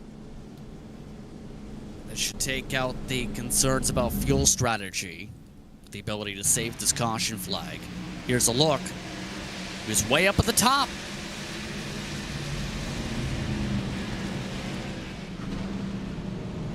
Well, that's a case of just too much throttle, tires not up to temperature, and trying to put too much steering into it all at the same time. The rear gets away. It's very similar to the trucks. The tires need to get up to temperature to get rid of at least some of the looseness. Before then, they're going to be a little hairy out there on this banking, and he just did not heed the warnings. By the way, your lucky dog, for those interested, Adam Zemke. He's now 15 laps down.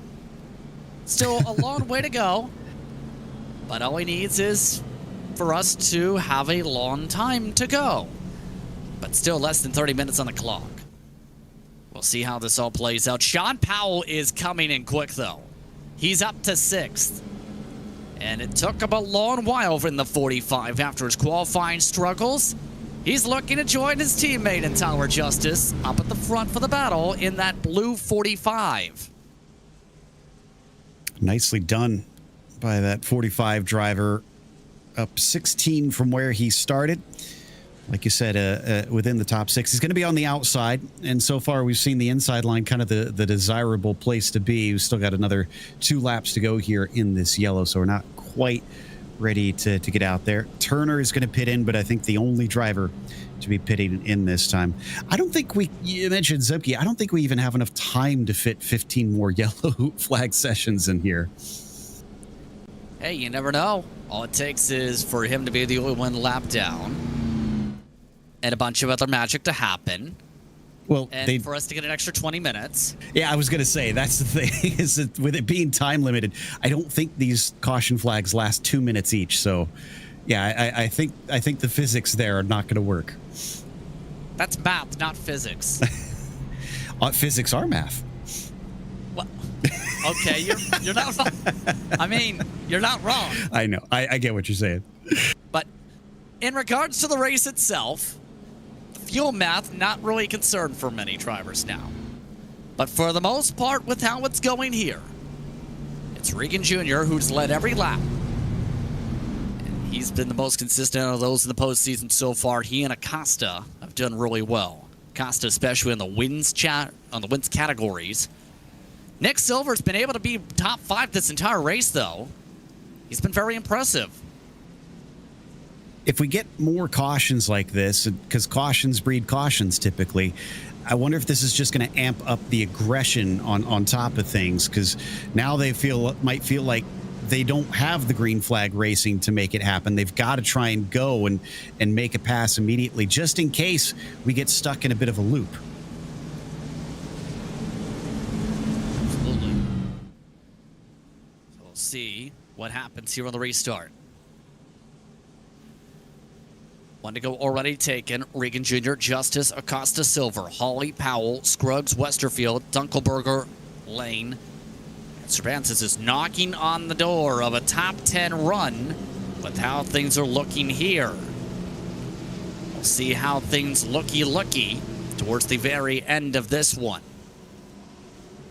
So you have Regan Bogue, Phase 2, Precision Racing, Bowie, Wadaback. 5 different teams in the top 5. Lap 30, all set to go. Green flag waits up at the stand. Regan Jr. back to first gear. Good timing by Justice. Acosta takes the peak for second. Looks like he's going to have that desired inside line. Watch out for Silver there. Way up top for the 6, and he's going to get loose. Way too high for Justice. Now he's under attack 3 wide. His teammate Powell on the inside. Silver up the middle. Acosta up to second. Blocks off the lanes. Justice tries to cut down to the middle. Hawley now tries to join the fight. Silver tries to get up to Acosta's bumper. Highline, not where you want to be on the restarts. Don't blame him for trying, but my goodness, that just about backfired in a huge way. He's kind of lucky that he only lost about 3 positions. He's very lucky didn't buzz the tires apart. Silver nearly buzzes the tires as Powell gets alongside for third. Now Justice tries to follow his teammate, trying to get the draft off him. Powell trying to keep it careful. Silver is really pushing up on the second group. And look at the timing tower. Regan Jr. is using this to his advantage. He's already half a second ahead of everybody else. So while they're just kind of squabbling, he's going to try to dash away once again. Keep in mind, they're starting to square up and queue up right behind Powell's bumper. Ollie loses air off the front nose. Dustin Scruggs now trying to set it up amongst the battle of the Fords right behind the Chevys. So Acosta still in second. Silver's in a straight line behind him. Powell, Justice, Hawley. Kind of surprised Hawley wasn't able to take more advantage of that whole situation as we check in with him. And it looks like the sun, for the most part, is out of everybody's eyes at this stage. So hopefully that should help a little. He does have some red lights around the room. So far, though, the only brightness coming from in front of him regardless. Can he find the right hole, though? He's now under pressure from behind. Look in the background. That's the mirror. Up in his upper right corner of the in-sim screen, Ryan Dunkelberger is now the next car filling up his screen in the midst of all these checkups.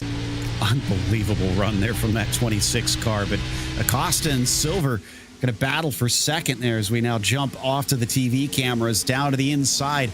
Kind of thought Acosta would be past him at this stage, but Silver's, well, found something on the high side. Look at him go. That was the line that Regan Jr. started off with, especially in the mid-run. Can he make it stick to clear? Not yet. Silver sends it a little bit deeper. That's the thing. He's getting quicker on the throttle on the corner entry.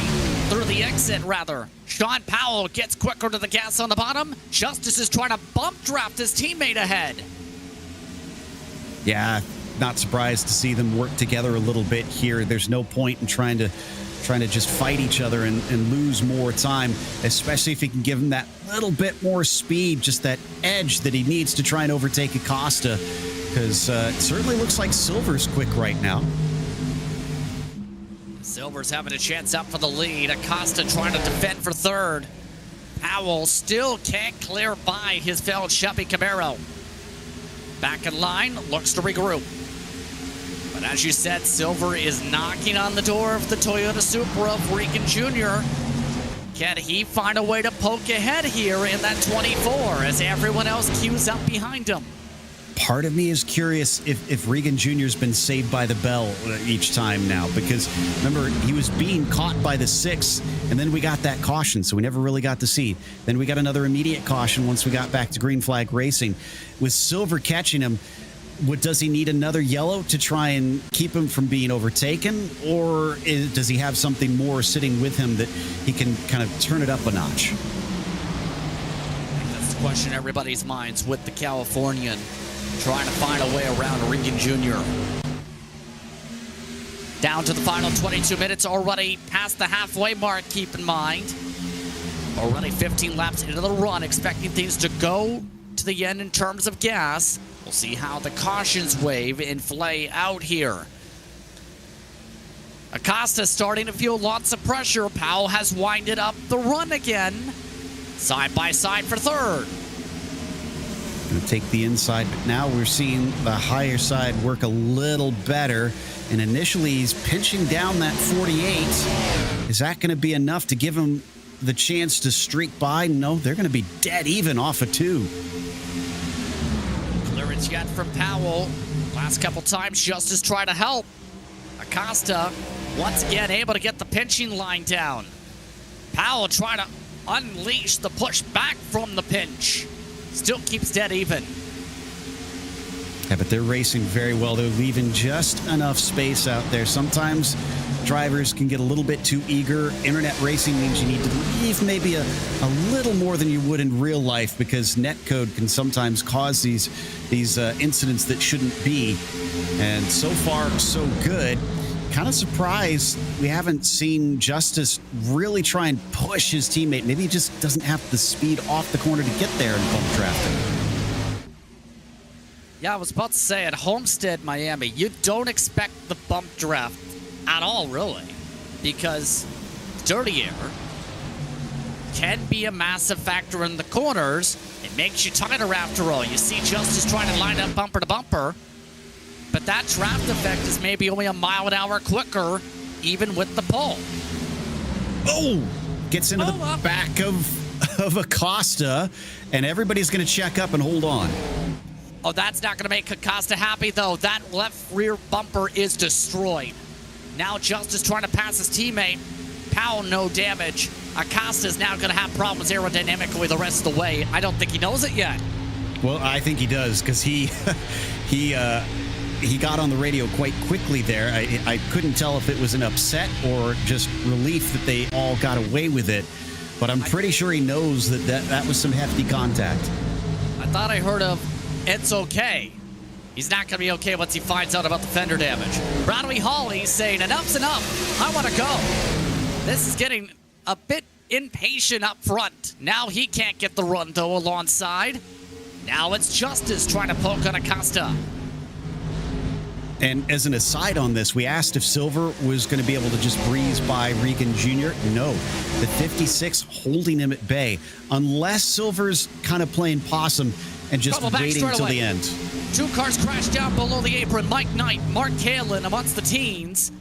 No caution somehow. We stay green. So that was trouble on the back straightaway. Kalin in the last round with Mike Knight. We stay green as the leaders continue to fray around to the front. Far enough off the racing line that iRacing considers it not worthy of a yellow. They're going to get it back going, and they now need to hope for a yellow, unfortunately, to get back into it. Meanwhile, we've gone back to single file in that top group. There we can see it on screen. But Regan Jr. and Silver are ahead by about 0.3 of a second. They're going to have to start working together to pull them back in. Along the single file grouping for the time being. Now here's the thing when it comes to Acosta. He's starting to lose a 10th per lap now to the top 2 after picking up that fender damage. Problem is, no one seems to be able to capitalize quite yet. Justice seems a touch quicker, but a touch quicker only gets you so far. Yeah, you need that overlap, such as we didn't see on screen, but the 6 is down below. There it is now. So he's got the inside. What can he do with it? It's a reverse of what we had before, Justin. It's now Justice with Powell behind him instead, still fighting with Acosta. Acosta showed the give or take this time around. Remember, he allowed Justice to go. Last time they were side by side for a while. Now Powell trying to see if he can give some assistance to Justice here. This feels like an official series race with how they're playing things out. This is what you see usually in open competition sometimes. Well, like I said, the talent is deep out here. And these are some of the best in these oval racers here up at the front of the PRL. With Powell getting very close, but he can't quite push. You don't always have to. You still give a little bit of the effect, taking the air off the rear spoiler. But it's just not doing it because Acosta's managing this extremely well currently and making the 6 work for this. All the while, Regan and Silver are now another 10th farther up the road. There hasn't been side by side with the leaders quite yet. Acosta once again squishes. Now Bradley Holly's trying to figure out where to go in all this. Of note, Dunkelberger's falling back. Danny Cervantes starting to pick up ground to all of them. Contact behind. Dunkelberger shoved by Cervantes. Still no shove from the head of this group. Justice gets Weeble wobbly. Here comes Powell. And looks like it's now side-by-side phase 2. So instead, the teammates are now fighting for position, and I'm keeping an eye on Bradley Holly. If there's one person that could shake this thing up, Holly will stay patient when he needs to. He's very methodical. He's an excellent driver, very aware of his situation. But if he smells a chance to try and capitalize on these two battling, he's going to take it, and he'll disrupt things as the 45 rides the rim. Trying something very different. Justice ready for it, allows the space. Powell can't get the cross up though. He's boxed in behind Acosta. Yeah, almost needed his teammate to move a little farther down for him, but wasn't willing in that situation. So they'll stay put. Also, you're talking about drivers who are trying to get back to the front. Brett Pancari is still only in 19th for some reason. Not sure why he's having such a difficult day back there. Further back you go, the more dirty area you have to face sometimes. And that's the tricky part. Recovering, it's not as easy with the trucks where you have more downforce to try and battle with. You lose the downforce with the dirty area. Here, it's much more difficult. Yeah, and I thought that he would be one of those that get right back up into it. Oh, almost another touch. This time on Justice, nearly getting to the back of Powell there. Last thing you want to do is spin your teammate.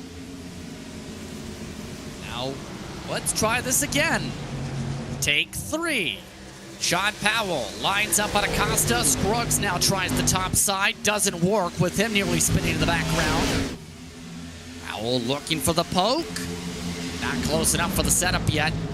He's trying topside though. This may be a difference maker. Justice waiting to see what his teammate can do. They've tried the swap a couple times now. Both cars in front slide around. Powell able to drift through the slide to the inside. You could see how different it was on the turn in to the exit. Nice and smooth here. Let's see if it does it here as well. Watch him on the return. Yeah, oof. Yeah, very, very loose. Already nearly 30 laps into the run. Justice not going for the bump traps like Powell was before. It almost feels like Sean Powell needs to find a way to get around to the outside rather than to the inside of Acosta because that bottom side just can't get the run on him. Yeah, I want to give a huge bit of credit to the 5 because Acosta's been defending beautifully this whole race. It may just be for third position, but I mean, he's displaying some incredible prowess in terms of just positioning his car exactly where it needs to be, denying the other drivers what they need to try and get the pass done. It isn't always about being faster. It's about knowing exactly how to manipulate everybody else's car as well as yours. Justice taking note of that top groove opportunity, tries the wall. And a few drivers talked about that, remember, in the trucks, that can be risky with the tire wear. You go up there for too long, you lose the tires for the rest of the race. And 12 minutes left to go. Might as well try it, but he's going to scrape the wall. Doesn't lose too much momentum impressively, but I don't know if he'll keep doing that. Let's see if he tries again. Nope, he is back to the bottom. That grip's just not there. Just not there on the top again. Oh, Acosta's grip is gone on the middle line. Sean Powell grinds him down, now tries to pull Justice in the battle for what's now for 4th. Powell is clear for the top 3. Oh, now Acosta's going to try that high side. He'll cut back here, see if he can get the launch. I think he's going to be well ahead of Justice. But like you said, it seems like that high side eventually eats away enough that you can't stay down there forever. He's going to try and get underneath him to no avail. Just tries to get alongside of the outside. Can't get it to grip up either. See, kind of just with the faces of Tom for Justice. He doesn't look too happy with how it's playing out grip-wise in the midst of this battle. And if he's not careful, Bradley Holly can take that outside line and try and pass him. He's got to remember to try not to get frustrated in this situation, though. Stay calm.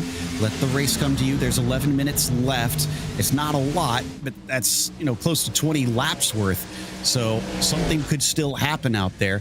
And he also doesn't want to make any ill-fated moves because behind him, again, that's Bradley Holly, as he's going to give a nice little nudge to Abner. He's trying that middle line groove again. This time forced to reset. Keep in mind, Sean Powell starting to match times with the top three, but not at the clip he needs. If not, he's to be a bit quicker. Wants to make it a three-car fight for the win. Justice. You're right here. He sees there's a problem with the Costa off turn 4, but no space to capitalize yet. This time he had to, if anything, lift off, and that caused the car to destabilize on the nose. Yeah, and I'm pretty sure that Acosta has been watching and seen that Tyler is very loose off the corner. So he knows all he has to do is just place his car where the 6 wants to be. Oh, he is sliding so much now. Big wiggle. They're off of turn 2. Dustin Scruggs has hit the wall. He just had the downshift to third just to get it off the wall. Danny Cervantes is up 1 spot, right in that same grouping. How in the world is Joey Tebbin racing for the top 10 all of a sudden? This is for 11th now. Where did this come from? Well, apparently from 19th. So Joey Tebbin is, and he might get another because look at way up high there for Daniel Knight. Down low, though. Drifting up. And then the car getting sideways. That's McLaughlin. Not going to be able to save it. I think it's far enough off the racing line, though. We shouldn't have a yellow. He's going to be able to pull it forward, but his day's pretty much done. Tempers flaring in that pack. Not so happy, Nick McLaughlin. Can we stay green? In fact, he blew his engine, unfortunately, so he's truly out of this race at this stage. There's not enough time to repair it. And you can see with the body language, very unhappy. Let's do it again, shall we? Dunkelberger getting some help now from Reese Bogue. Dunkelberger nearly flares the fender back, trying to reverse side draft. This is the wrong sim for that. Bogue takes the pass as a result. Dunkelberg actually brushed the wall a little bit. I'm sure he would call that one a bogus move, but Reese is now into 16th. He's got to chase down Chad Kibbe. All that battling has allowed the group to spread apart a little bit. Those up at the front of it have kind of run away, although back into it there, Doug Evans chucking it into the corner. Evans Munsos got up from 28 to get up to the top 17. But with under 10 minutes to go, he's running out of time to get a strong finish as well. So a lot of the higher-up drivers getting a little bit pushy-shovey here. And all that being said, Richard Regan Jr. has started to try and close it up. As in, close up how the race is going. He's up by 8/10, looking back to Hawley and company. Justice trying the top. Acosta slams the door. There's the crossover on the 5 for 4th. He's got the speed. He could try and send it in deep. No, he's not going to try and drift up in front of him, at least on corner entry, maybe on exit. He has the space. It's just barely there. Yes, that was great stuff from Justice. Taking his time, setting it up multiple corners ahead, and that's going to move him into 4th. It took him a long time to pass Acosta, but now that he's done it, can he get away? Massive question with about 13 estimated to go. The battle's on for 2nd, though. His teammate, he's alongside for silver. And did you see Holly in the background just about lost the car there side by side? Yeah, here for 2nd place, Silver and Powell. Silver maybe just using up a little bit much. Powell looks like he's got a ton of steam. Justice also in the wall, and the battle going on behind them. Up to 2nd is Sean Powell. He's the quickest car on the racetrack. Before that previous lap, he ran a 10th quicker than all of those in front of him. Meanwhile, behind him, some troubles for Justice trying to wrap the top side. He's trying the cross again. Coming to 6.5 minutes to go. Acosta's been having a heck of a time here at the end of the race. He did such a good job for most of it. Maybe the car finally giving way. Just there's nothing to defend with anymore by this stage, I wonder. been doing a very good job despite the bits of damage on the left rear fender. Now he tries the top to try and counter. Bradley Holly waits in the wings. Justice can't close the door. Acosta wraps the top, retakes the spot. Keeping an eye on Powell to see what his lap times are going to be like in comparison to Regan. He needs an average of about 1/10 of a second quicker every lap just to catch him. That's not just to pass him either. So this is going to be a tall order. He needs a massive advantage. And he needs it quickly with 10 estimated laps to go in the span of the next 5.5 minutes. Lap traffic for the race leaders too, because Adam Zemke is just ahead of all these battles. Keep that in mind here. Acosta looking to slam the door on Justice. He does. Justice a little bit further back to try the cross, though. He can't. He tries the top side again for the front stretch. It seems to work better on the front stretch than it does on the back for the cross. Absolutely. And they're all going to be taking notes on that, including Acosta. He's gotten back to the position once again. Justice has got to be wondering, what's it take to finally pass and keep him behind me? Clean air and also some traffic maybe. Here's the problem. Zemke is on the top. Justice loses the clean air, and the tires seem to be gone from Justice trying the top. He's gone to that well too many times maybe. Speaking of which, going to the well, I think Powell has run dry of speed too. He's just not quick enough to try and catch up to Regan. 34.9 for Richard and a 35 flat for Sean. That's going the reverse direction. Keep in mind, Brett Bancari's recovery drive has moved him to the top 10. Check that. Brett Bancari's recovery drive has moved him to the top 10. He and Joey Devin swap back and forth you've seen on the pylon. Things settling in here for the final 4 minutes of this one. Now to about dusk on the racetrack. The track temp hasn't changed much, but the rubber buildup seems to have really settled in for drivers. Not too many slides compared to what we've seen at the tail end of 20 laps. We're already to 46. Kind of wonder if some of those early attempts at that high side needed to clear out some of the marbles as well. We're talking about the rubber here because we're seeing more and more cars start to do that, and somewhat successfully as well. Silver ahead of Acosta there, but Justice trying his best to use it. He knows this is it. Nothing else to save these tires for. Let's just melt them and try the high line as hard as we can. Still not going to work, and still hasn't been working with how things have played out here. Down to about 3 minutes to go. Go ahead. Down below him, that's Bradley Holly, too. So he might actually be thinking defense more than attack at this stage. Holly licks the stamp, gets it alongside at least. Will it stick? And yes, it does. Justice is in the wall. Last week's winner from Vegas in the wall again. And that opens up the door for Danny Cervantes, the development driver for RBM. He's been very quietly inserting himself into the equation here. He's not completely done, though. I don't think he's going to be fully clear as he drifts up off the corner. He's got to leave a little bit of space. And yeah, there you go. Justice is going to zip ahead again. And keep in mind, Cervantes, it feels weird to call him a development driver when he's been a series veteran for about 4 years now. Yeah, I think that's development in name only. He's honestly improved quite a bit from when he first started racing here in the PRL to where he is now. So really love seeing what he's able to do racing for these top tens. Yeah, he's definitely not a developmental driver. I think that's just the name for the team. He's more of a huge help for all those around him as well within that team. Under 2 minutes to go.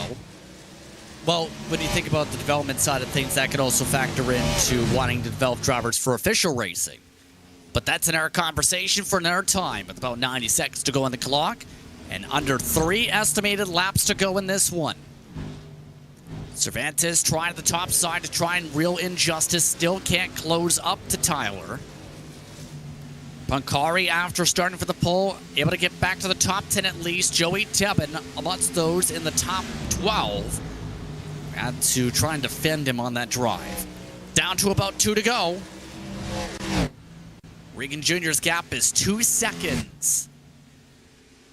This is going to be another feather in the hat of the 56. He's second on the all-time list of the Wednesday night Oval Series in PRL in terms of wins. Bradley Holly is the one he's trying to chase, but he's on 30 wins, whereas Holly has 66. So this is unfortunately going to be one small chip into it, but even still, from what we're seeing from Richard tonight, he's going to do his best to make it a steady journey, because this is a 2-second gap now as we get the white flag. Final time around from Homestead Miami Speedway. He and Acosta continue going back and forth on the all-time wins list, whether it's on Wednesday nights or whether it's the all-time wins in the history of the PRL. Down the back straightaway for the final time, Sean Powell trying the top sides, not going to reel him in. Regan Jr. comes through 3 and 4 for the 66th time in his PRL career. Richard Regan Jr. gets the job done. He gets his 31st win on Wednesday nights and does it in Miami. Just a great drive. I mean, he controlled this race. He was under attack a couple times, and I use that term lightly. Drivers caught up to him, but we never really saw him be seriously threatened up there. Maybe a few attempts at a pass, but ultimately he had it under control. And as he cools down here on the backstretch, I think he'll be relieved that this one is over, because I think he had to work for it. He had to work for it a fair bit on the mid-run, but that long run pace executes in the end. Scott Powell and Nick Silver, the top 3 tonight. And tempers are flaring because RaceSpo just got dumped under the cooldown lap by Ryan Dunkelberger. So while one RBM car gets into some fisticuffs, one gets to go to victory lane. Nice little celebration there from the 56. Yeah, I went back to check what you were talking about, and I think you're right about Dunkelberg, because sometimes drivers are actually slowing down. There can just be miscommunications, but this doesn't appear to be that case. I wonder if Ryan, a little bit frustrated, considering he had put such hard work in trying to climb forward and wound up in 18th in the end. Man, that's a pretty darn good burnout from Richard. Hey, he's got experience in the PRL, winning all kinds of races. He's won races with multiple different organizations in his time in this series. So let's take a look in turn as he gets himself gathered to the start and finish line, how things played out tonight on the unofficial race results. Regan Jr. gets it done over Sean Powell and Nick Silver. Then it's Abner Acosta and Bradley Holly, the top 5. Tyler Justice had a shot at the win. He dropped back to 6th though in the end. Danny Cervantes dropped to 7th in the final moments. Colton Lane in 8th position. Dustin Scruggs in 9th. Brett Pancari rounds out the top 10. Just outside that mark, Joey Tebben, the 06 machine, had a Chad Kibbe who went 30th to 12th. Then it's RaceSpo 13th, Ted Lowendick 14th, Daniel Knight 15th, Doug Evans, Jim Westerfield, Ryan Dunkelberger 18th, Jeff Evans and Jacob Emery the top 20. Patrick Calcio, Nick Bayer behind him, Mark Kalin, Matt Gagnon, Waylon Turner. Then it's Mike Knight and Nicholas Hunter rounding out the lead lap drivers. Out of the race tonight, Thomas Sick, Nick McLaughlin. Laps down in the end, Adam Zemke. And also out of the race in the end, James Morgan and John T. Jones. 32 in the end took the green flag. And turn 27 taken on the lead lap. Richard Regan Jr. gets the job done tonight. Richard, first things first, congratulations once again on the victory tonight. You move back to 2nd all time in this time slot on Wednesday night. 2nd, how would you describe the amount of battles you basically had to go through to win this race? Yeah, it was definitely tough. I Usually when we come to Homestead, it's usually not very bottom dependent. Usually we're running about a groove higher. So this is my first time running the bottom at Homestead ever, and I've been struggling pretty bad all week. So I think a couple of those cautions definitely saved me, and I think I started to somewhat figure it out at the end. Obviously, if Tyler and Sean, if they were right behind me, if they were second and third, even Abner, and they didn't have to battle anybody, they probably would have been a lot closer. I definitely feel like I struggled a lot tonight, but it's good to come home with the win and finish out the race here. In turn, though, how would you describe that effect of trying to make sure you don't burn up the stuff too much while making sure you maintain that gap? Because that seemed to be a question after the initial restart, after the caution. How was that balancing act from your cockpit? I mean, honestly, it was weird because, like I said, I've been struggling a lot this week, and I've done like 30 lap runs, and for some reason my right front's only 90% worn out, and so I really didn't know what I was doing wrong. So I was like, I'm just gonna drive it in deeper here and try to force the car a little bit more, and it definitely seemed to work, and I never really got too free on the long run there at the end. So that was the first of the week for me, and yeah, I don't know, I probably could have saved a little bit more than I did, but I was trying to figure out how to get that right front to start working for me. So in turn, the consistency continues when it comes to this season. And this really, in turn, helps you, obviously, with the round of 12 to move towards the round of 8. But your approach down for the paperclip now that you've got the win complete for the round? Well, Martinsville is one of my favorite tracks. I would say, I mean, not this week, but usually my top 3 favorite tracks is Homestead, Martinsville, and Dover. So we got the win at Homestead. I'm hoping Martinsville, I can kind of pick that up a little bit quicker. And then we go to Phoenix, and then I think we go to Dover right after that. So we got some good tracks for me coming up soon. So we just got to try to keep this momentum up, and hopefully we can lock ourselves into the round of 4 in the next round, and I can start focusing on Homestead, on Auto Club. Once again, congratulations, Richard, on the victory tonight. Thank you. I'd like to give a shout out to all my sponsors, Neonism Paints. You need a paint, go to facebook.com/Neonism and tell them the PRL sent you. Jay-Z Photography, Mission 22, Susan G. Komen on board for October, 44 Ever.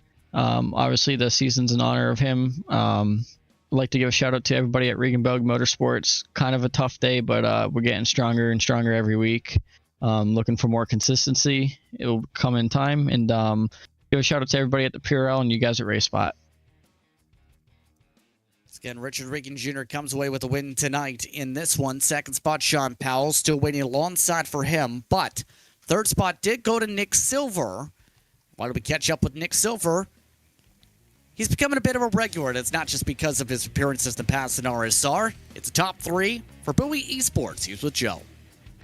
Yeah, Nick, you were sitting in that second position for a good chunk of this race, and then suddenly you found yourself caught and passed. Were you a bit surprised that Sean Powell suddenly came charging through? I mean, yes and no. I knew at some point there that I had burned up my right front, and but I was surprised that he hadn't. I got stuck up top in that second lane for a little chunk of the first few laps on that restart, and it's just I wanted to just ride the bottom and save my tires, but when you get stuck up there in the second lane and you got guys lined up, you can't really let them by and get down, so I had to fight a little bit more than I wanted to, and I think that kind of hurt me near the end there. Do you attribute that as well to why you couldn't keep up with Richard Regan Jr., or do you think that wouldn't have mattered to even if you hadn't have burnt things up? I don't think that would have mattered. He seemed to have saved quite a bit. So I think even if I had ran the bomb from the beginning, he probably would have pulled away.